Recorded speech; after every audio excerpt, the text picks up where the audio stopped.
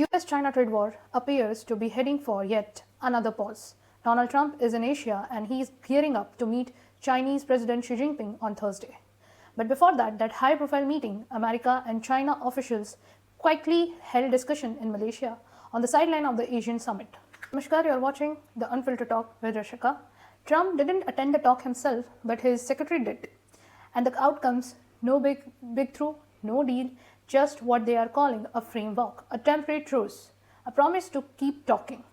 For now, it's beginning celebrated as a modest success, a workable platform for Trump and Xi is to build on. But is it really progress or just a political package they are giving us? First, listen this video. We pretty much agreed that I'll be going to China. When is that? In the earlier part of the year. Okay.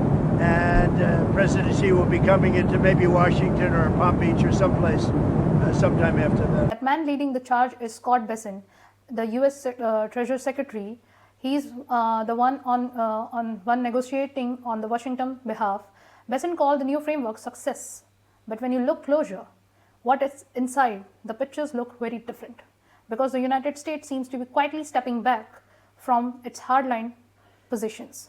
First, tariffs. Remember Trump's threat? He had vowed to raise tariff on China, even promising additional 100% duty. The message was clear, pushing Beijing for restriction the rare earth supply to the United States. Now, those rare earths have been one of the most continuous flashpoint in the trade war.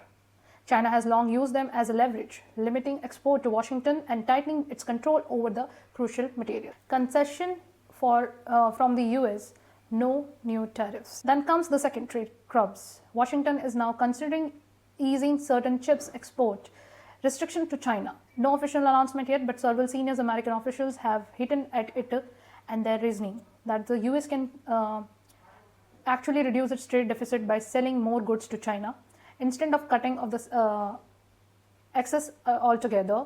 So two clear concessions, fair tariffs, possible relief on export. Question is, what's America is getting in return? The short answer is not too much.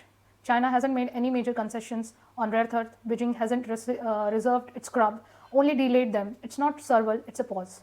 China has also promised to buy more soybean from the US, a political vital issue for Trump. Farmer states like Iowa, Illinois, Indiana is loyal voter base were hit hard when China stopped buying. For Trump, these states are very important for his vote bank. If those purchases resume, it will help Trump politically. But Beijing has made this promise before and then there is a TikTok. Trump initiates the app must be American owned. His team claims a deal it's just a day away, one that would transfer TikTok's US operation to an American controlled entity. But this has been dragging for months. TikTok has already received 4 extensions and now has until December to complete. I'm Rishika, this was your Unfiltered Talk. See you in the next one. Jai Hind, Vande Mataram.